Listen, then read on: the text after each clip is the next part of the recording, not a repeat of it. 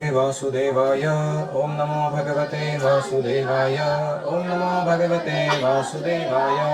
नारायणं नमस्कृत्य नरं चैव नरोत्तमं देवीं सरस्वतीं व्यासं ततो जयमुदीरयेत्। नष्टप्रायेषु भद्रेषु नित्यं भागवत सेवया भगवतेरुत्तमश्लोके भक्तिर्भवति नैष्ठिकी। कृष्णाय वासुदेवाय देवकी नन्दनाय च नंदगोपकुमाराय गोविंदाय नमो नमः।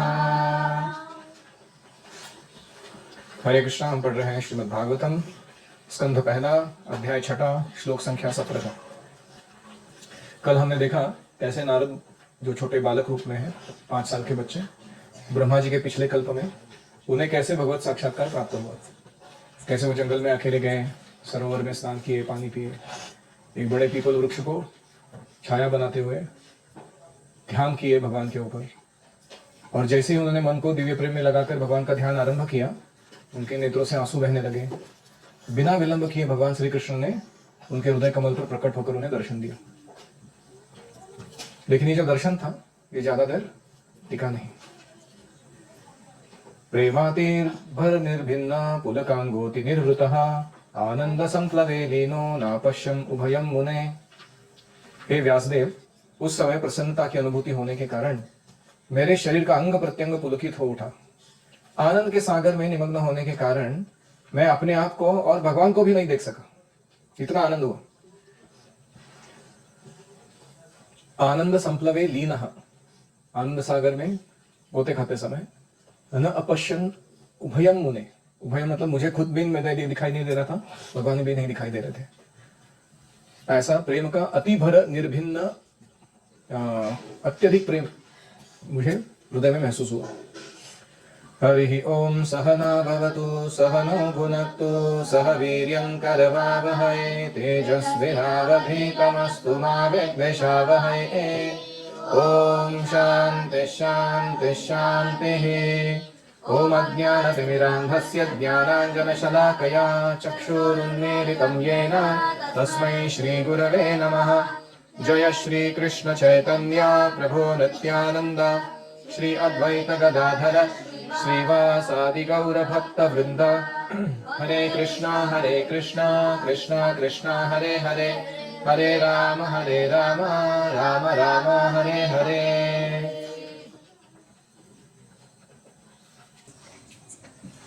तो अभी हम नारद मुनि का जो भगवत साक्षात्कार है उसके अलग अलग अनुभव जो उनको आए वो वर्णन सुन रहे हैं। पहले देखा कि कैसे भगवान ने दर्शन दिया और वो इतने आनंद मग्न हो गए कि खुद को और भगवान को देखना बंद हो गया। प्रभुपाद लिखते हैं यह जो आध्यात्मिक आनंद है इसकी तुलना भौतिक सुख से नहीं हो सकती, क्योंकि शरीर और इंद्रियों का जो सुख है वो क्षणिक है। प्रत्येक अंग का अपना विशेष कार्य होता है, उतना ही सुख वो दे सकता है। जिह्वा टेस्ट का ही सुख दे सकती है, वो देखने का सुख नहीं दे सकती। या आंखें जो है वो देखने का सुख दे सकते हैं, वो सूंघने का सुख नहीं दे सकते हैं। लेकिन आध्यात्मिक इंद्रियां कैसी होती हैं? कोई भी इंद्रियां किसी भी आनंद को प्रदान कर सकती है। ऐसे शरीर अथवा इंद्रियों के प्रत्येक अंग अपना विशेष कार्य होता है। भगवान का दर्शन करने पर मात्र सारी इंद्रियां भगवान की सेवा करने की इच्छा से जागृत हो जाती हैं। उस मुक्तावस्था में वो सेवा करने के लिए इतनी सक्षम बन जाती हैं और उसमें इतना दिव्य आनंद का अनुभव होता है कि ऐसा लगता है मानो हर एक इंद्रियां भगवान की सेवा के लिए अपने अपने तरीके से उत्कंठित हो गई हो। तो इस प्रकार नारद मुनि को यह अनुभव आया। रूपम भगवतो यत्तन मनः कांतम शुचापहम अपश्यन् सहसोत्तस्थे वैक्लव्यान दुर्मना इव।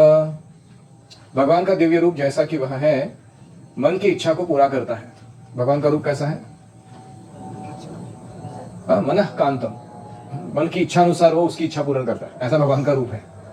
और समस्त मानसिक संतापों को दूर करने वाला है। शुचापहम, शोक को दूर कर देता है। अतः उस रूप के खो जाने पर मैं व्याकुल होकर उठकर खड़ा हो गया। देखा, एक झलक मात्र देखी भगवान के सुंदर रूप की और वो गायब हो गया। ऐसा होने के अंदर हड़बड़ा के उड़ गया अपने ध्यान में से, जैसा कि प्रायः अपने अभिष्ट के खो जाने पर हो जाता है। जैसे कोई व्यक्ति हो, उसने कुछ बहुत बड़ा धन, कुछ करोड़ रुपए हो उसके पास, वो गुम जाए उससे अचानक, तो वो कैसे हड़बड़ाएगा। वैसे मेरी हालत हो गई। बहुत बड़ा ट्रेजर मिला था खजाना अचानक गायब हो गया, तो मैं बहुत ही विकल हो गया, दुर्मना इव, बहुत ही दुर्मना अवस्था हो गई मेरी, मेरा मन किसी में नहीं लगने लगा, केवल भगवान के उस दर्शन के पीछे जाने लगा। तो ये जो लाइन है ना, भगवान का रूप मन की सारी इच्छाओं को पूरा करता है, ये बहुत इंपॉर्टेंट है। भगवान कहते हैं कि श्रोत्रम चक्षु स्पर्शनम च रसनम घ्राणमेव च अधिष्ठाय मनश्चायम विषयान उपसेवते। ये मन जो है वो बॉस बन के बैठा हुआ है, श्रोत्र सुनना, चक्षु देखना, स्पर्शनम स्पर्श करना, घ्राणम सूंघना, ये सारी जो इंद्रियों की कार्य है वो मनुष्य अधिष्ठाय मनश्च, मन के ऊपर अधिष्ठित है। मन चाहता है वहां उनको भेज देता है एंजॉय करने के लिए। तो ये मन जो है, इसको जो जो चाहिए, देखने के लिए सबसे सुंदर रूप, सूंघने के लिए अत्यंत सुंदर सुगंध, सुनने के लिए सुंदर मधुर वाणी, ये सब कुछ एक ही जगह कहां मिलता है? भगवान के रूप में मिलता है। तुकाराम महाराज कहते हैं ना, सुंदर ते ध्यान उभे विटेवारी करकटावारी ठेवोनिया, वो पूरा वर्णन करते हैं और उसके एंड में क्या कहता है? तुका म्हणे माझे हेची सर्व सुख, यही ऑल हैप्पीनेस है मेरे लाइफ का, सर्व सुख एक ही जगह मिल रहा है मुझे। पाहिन श्रीमुख आवडीने,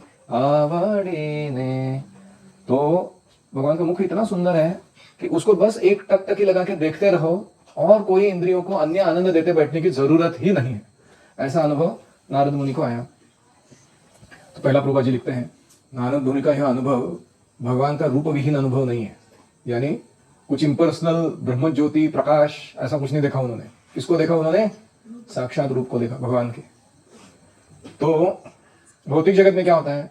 there is satiation but no satisfaction.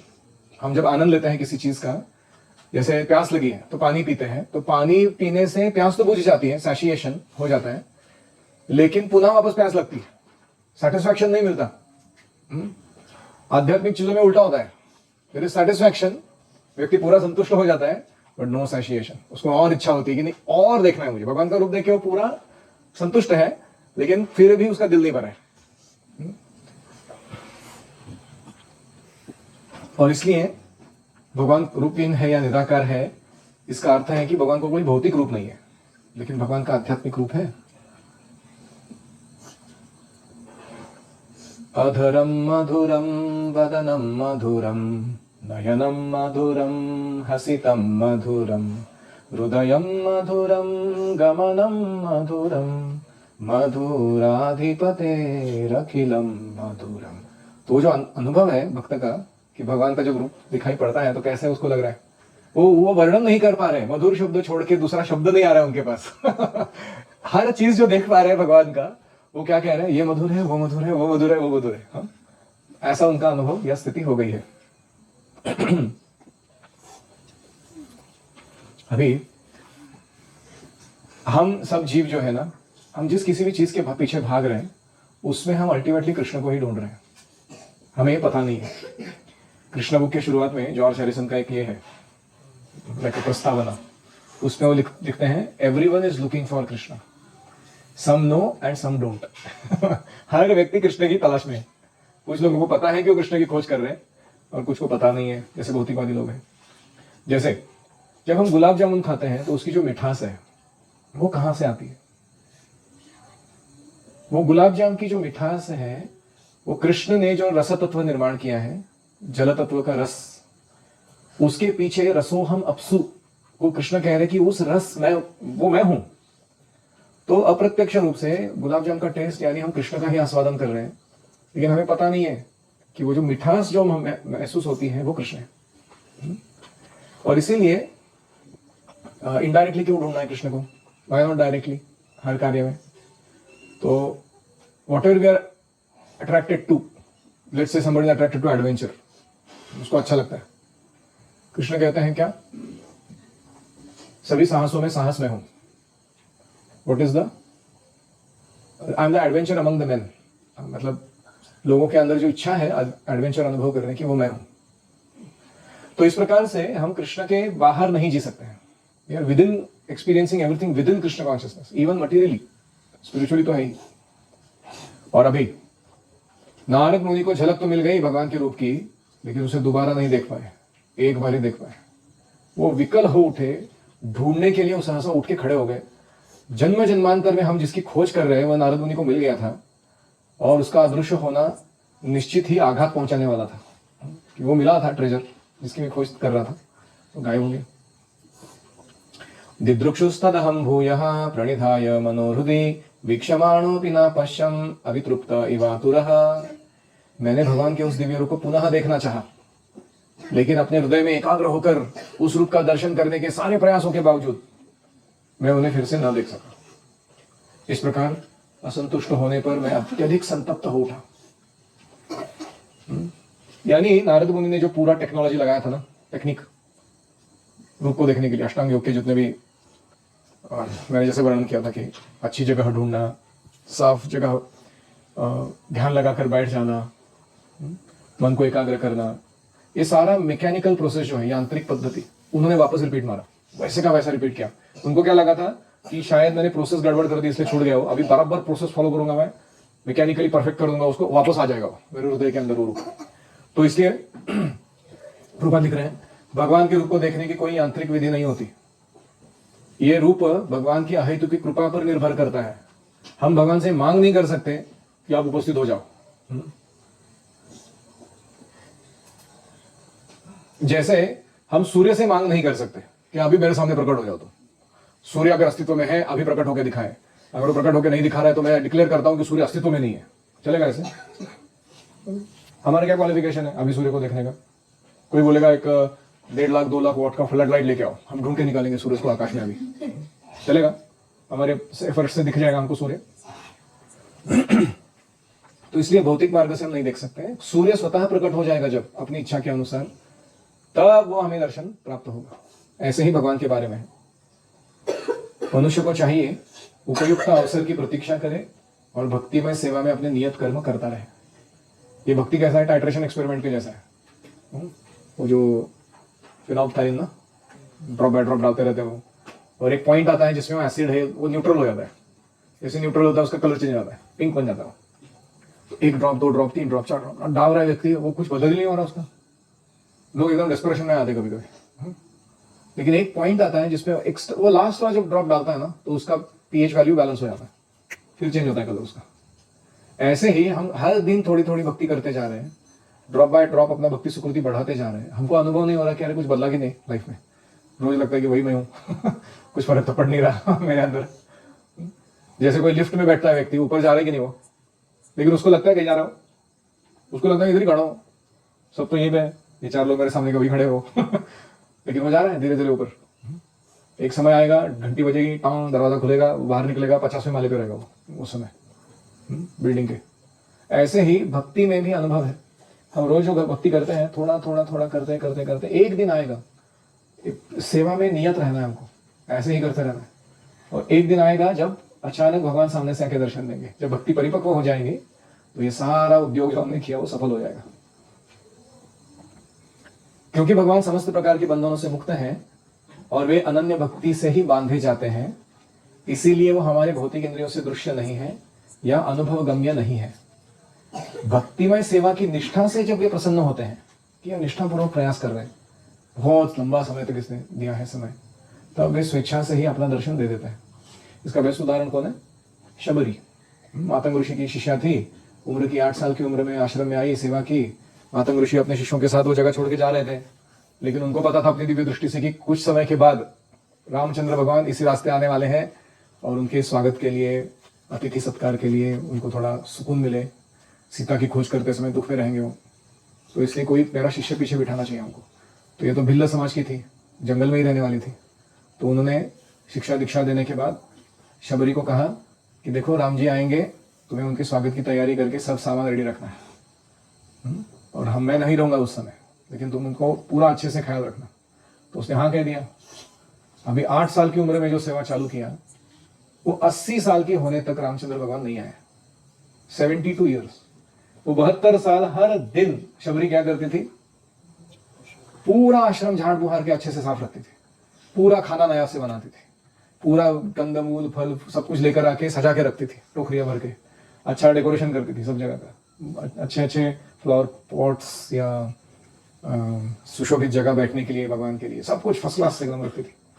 दिन का अस्त हो जाता था, भगवान नहीं आए, दुखी हो जाती थी, आज इतना मेहनत किया भगवान नहीं आए। दूसरे दिन वापस उठ के वापस उत्साह से शुरू करती थी, सारा तैयारी करती थी। उस दिन के अंत में भी भगवान नहीं आते थे। ऐसे उसने कितने दिन किया? 1-2 दिन की बात नहीं। और जिस दिन रामचंद्र भगवान आ गए, उसको तो पहले विश्वास ही नहीं हुआ। उसको लग रहा है कि मैं सपना देख रही हूँ।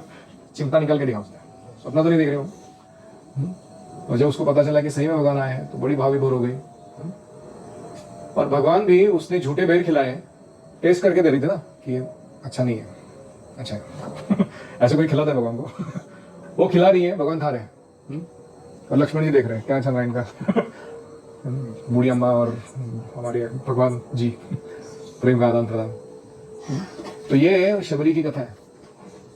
तो हमें भी ऐसा ही समझना है कि हमारा हर दिन का जो जप है, हर दिन का जो सेवा है, हर दिन का जो हमने कीर्तन प्रवचन सुनना या प्रचार के कार्य करना, ये जो हम कर रहे हैं, ये ऐसा ही प्रिपरेशन है। एक दिन फलित होगा, मोस्ट अनएक्सपेक्टेड टाइम पे होगा फलित, क्योंकि हमको नहीं पता भगवान कब अपने आयुधों की कृपा देंगे।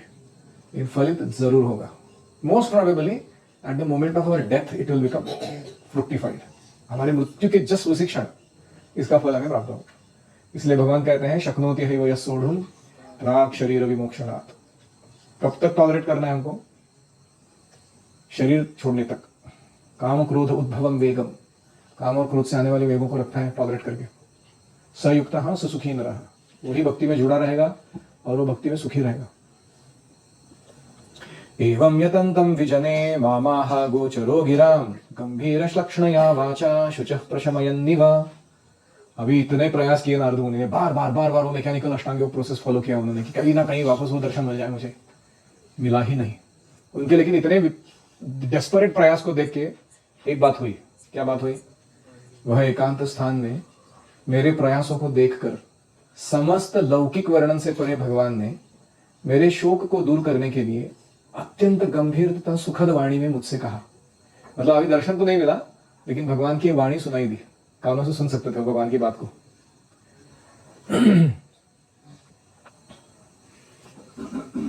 प्रभुपाद जी लिखते हैं, भगवान जब अति प्रसन्न हुए नारद मुनि के प्रयास से, तो उन्होंने उनको शक्ति दी कि वो भगवान की वाणी सुन सके। It's a special radio in the heart that you can hear only when Krishna gives you access to it.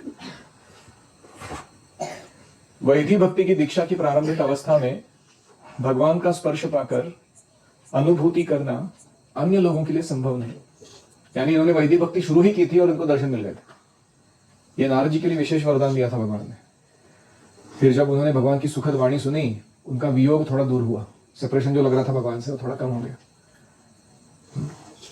हंतास्मि जन्मनि भवान मामाम द्रष्टुमिहार्हति अविपक्व कषायाणाम दुर्दर्शोहम कुयोगिनाम। ये श्लोक मैं जब के समय गाता हूँ हमेशा। Whenever I feel कुछ हो नहीं रहा है जब में।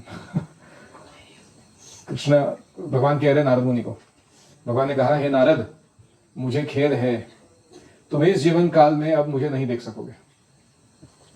जिनकी सेवा अपूर्ण है और जो समस्त भौतिक कलमश से पूर्ण रूप से मुक्त नहीं है, वे मुश्किल से ही मुझे देख पाते हैं। तो 2 क्वालिटीज पेंडिंग थे। कौन से 2 क्वालिटीज? अपूर्ण सेवा, तो सेवा भी तक परिपूर्ण नहीं हुई थी नारद मुनि की, और दूसरा अभी भी थोड़े भौतिक कलमश हृदय में बचे हुए थे, पूरा शुद्ध नहीं हुआ था हृदय। ये 2 कारणों से भगवान ने कहा, इस जन्म में मैं वापस नहीं दिखूंगा तुमको। इंटरेस्टिंग। अभी इसकी 2 बातें हैं। एक है कि कोई कहेगा ठीक है, वैसे भी जन्म फुकड़ जाने वाला, चलो वापस जाते हैं, सेल्फ ग्रेटिफिकेशन चालू करेंगे। भगवान ने बोला है अभी इस जन्म में तो होने वाला नहीं है, तो try to effort, put effort, है कि नहीं? अगले जन्म में ट्राई करना, इस जन्म में तो होने वाला है नहीं, क्योंकि कृष्ण ने बोला। तो ये एक अप्रोच हो सकता है। दूसरा अप्रोच ये हो सकता है कि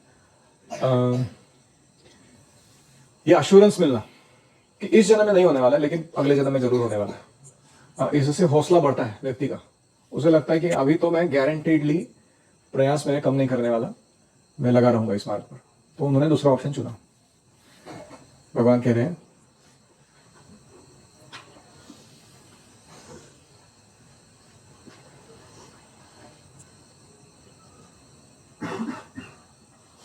तो सेवा अपूर्ण रहने का अर्थ है, जैसे हमने उस दिन चर्चा की थी, 13 करोड़ नाम लेते हैं ना लोग, तब वो नाम परिपूर्ण हो जाता है, फिर भगवान कंसिडर करते हैं कि इसको दर्शन दे सकते हैं क्या। ऐसे ही 13 करोड़ जितना, मेरे को संख्या नहीं मालूम कितने सालों तक का सेवा, कितने घंटों का करने के बाद वो परिपूर्ण हो जाता है, लेकिन हमें जो जो छोटा छोटा सेवा मिला है ना, उसे हमें बहुत प्रामाणिकता से और परिपूर्णता से करना चाहिए, ताकि वो स्पीडन अप हो जाए प्रोसेस। और दूसरा प्रभुपाद जी लिखते हैं, काम क्रोध से काम और लोभ से मुक्त होना, यही लक्षण है रजोगुण तमोगुण की कलमश से मुक्त होने का। तब भगवान दर्शन देते हैं, शुद्ध सत्व में जो व्यक्ति आ जाता है। हमें भौतिक आसक्ति से रहित होना चाहिए, अध्यात्म के धरातल पर स्थित होना चाहिए, तभी भगवान का सानिध्य प्राप्त होगा। तो कोई कहेगा भगवान का सानिध्य प्राप्त करने का और थोड़ा कोई इजी मार्ग नहीं है क्या? नारद मुनि तो बहुत ही इंटेंस और डिफिकल्ट पाथ दिखाया है। प्रभुपाद जी लिखते हैं, सर्वोत्तम विधि यह है, मनुष्य वहां जाकर रहे जहां भगवान के दिव्य रूप की पूजा की जाती है। भगवान का मंदिर एक दिव्य स्थान होता है। वन भौतिक दृष्टि से उत्तम निवास स्थान है, लेकिन जंगल नहीं जाना चाहिए हमको, हमें मंदिर जाना चाहिए, भगवान के विग्रह की पूजा अर्चना करने के लिए जाना चाहिए। अर्चना से भक्ति का शुभारंभ होता है, और ये वन में जाने की अपेक्षा श्रेष्ठ है। नारद मुनि कहाँ गए थे? वन में गए थे। हमको कहाँ जाना है? मंदिर में जाके रहना है भगवान के। तो दो ऑप्शन है, गुरुकुल आइए, यहाँ रहिए, ट्रेनिंग लीजिए, यहाँ से बाहर निकलने के बाद जाके अपना खुद का मंदिर बनाइए प्रॉपर, और उसमें उस सेवा पूजा चालू कर दीजिए। तो नारद मुनि को अपनी उपस्थिति से ही वो प्रत्येक स्थान को वैकुंठ में बदल सकते हैं, ऐसी क्षमता है। इसीलिए वो देव, किन्नर, गंधर्व, ऋषि, मुनि अन्यों को भगवत भक्त बनाने के लिए एक लोक से दूसरे लोक पे विचरण करते रहते हैं। उनको टेम्पल की जरूरत ही नहीं है। नारद मुनि को जहां जाते हैं वहां वैकुंठ का वातावरण निर्माण कर सकते हैं, ऐसा उनका पावर है। उन्होंने अपने कार्यकलापों से ही प्रहलाद महाराज, ध्रुव महाराज जैसे अनेक भक्तों को भगवान की सेवा में लगाया है, इतने बड़े बड़े डिवोटर्स। इसलिए भगवान का शुद्ध भक्त नारद तथा प्रहलाद जैसे महान भक्तों के पदचिन्हों पर चलता है, कीर्तन की प्रक्रिया द्वारा भगवान का महिमा गुणगान करता है। और ये जो उपदेश है जो अभी बताया गया, वो ये पालन करने वाला व्यक्ति और ये उपदेश दोनों भौतिक गुणों से परे हैं।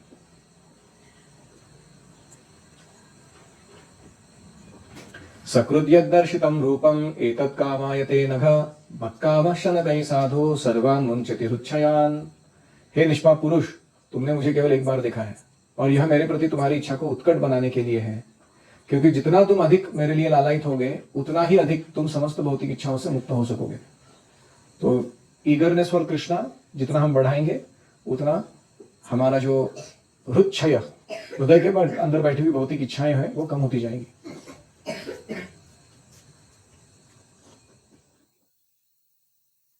जीव इच्छाओं से रहित नहीं हो सकता, वो जड़ पत्थर नहीं है। भौतिक दृष्टि से सोचता है तो भौतिक इच्छा करता है, बंधन में जकड़ जाता है। जब ईश्वर की सेवा करने की इच्छा को सोचता है तो धीरे धीरे सारे बंधनों से मुक्त होता जाता है।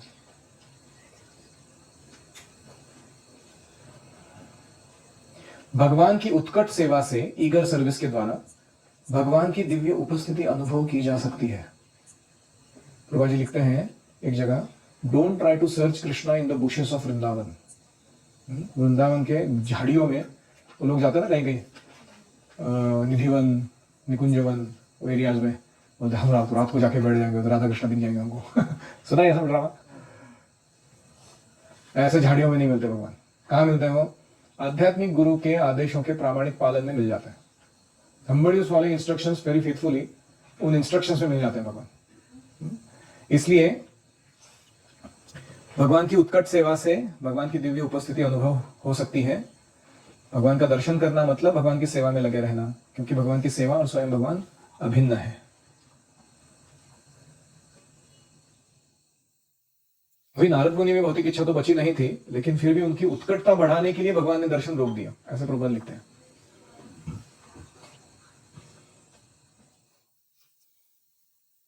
सत्सेवया दीर्घयापि जाता मयि दृढ़ामतिः हित्वा भवद्यमिमं लोकं गन्तामज्जनतामसि। कुछ काल तक ही सही, परम सत्य की सेवा करने से भक्त मुझ में दृढ़ और अटल बुद्धि प्राप्त करता है। कुछ काल तक ही सही, 8 साल ही सही गुरुकुल में रहा हो, ज्यादा नहीं रहा, लेकिन ऐसा करने से उसकी बुद्धि दृढ़ हो जाती है और अटल होती है भगवान में। फलस्वरूप वह इस शोचनीय भौतिक जगत को त्यागने के बाद दिव्य जगत में मेरा पार्षद बनता है। तो भगवान कह रहे हैं कि कोई व्यक्ति है जो कुछ विशिष्ट समय तक पूरा इंटेंसली भगवान की सेवा में लगा रहा, और उसके बाद कुछ कारण से उतना इंटेंसली नहीं कर पाया, करता रहा जो जितना उसे समझ में आता है, जमता है उतना। फिर भी ऐसा व्यक्ति जिसने दृढ़ और अटल बुद्धि प्राप्त कर ली सेवा के दौरान, वो इस भौतिक जगत को त्याग करने के बाद दिव्य धाम में चला जाता है। रूपाल लिख रहे हैं, प्रामाणिक आध्यात्मिक गुरु के मार्गदर्शन में सेवा करनी है। अपूर्ण इंद्रियों के बल पर सेवा नहीं हो सकती, उसमें शक्ति नहीं है भगवान की सेवा करने की, इसीलिए गुरु के निर्देशन की जरूरत है, प्रशिक्षण की जरूरत है।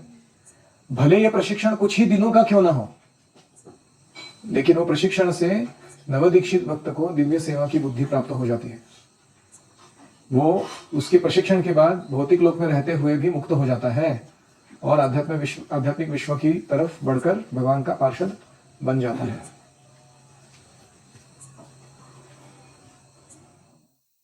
इन शॉर्ट, भगवान के सेवा करने का प्रशिक्षण ये स्वयं से स्पिरिचुअल लाइफ फिगर आउट करने के एफर्ट से ज्यादा महत्वपूर्ण है। कभी कभी हमें क्या लगता है, मैं अभी समझ गया, आ गया, मेरे को आ गया, समझ में आ गया भक्ति मतलब क्या है, प्रभुपाद की पुस्तक पढ़ ली मैंने और 2-4 चीजें जान ली मैंने, हरिनाम ही सार है, मैं आज शरीर में आत्मा हूं और प्रसादी खाना है जो भी, ऐसा हमें लगता है कि हमें समझ में आ गया। आप देखोगे प्रशिक्षण में टिके रहोगे ना, हर साल के बाद दूसरे साल आपका जो डेप्थ है अंडरस्टैंडिंग का और आपका जो क्वालिटी है प्रैक्टिस का, वो अलग लेवल पे चला जाता है, और इसीलिए प्रशिक्षण में टिका रहना जरूरी है। So that is the essence of this verse. Any comments or questions? Any comments or questions?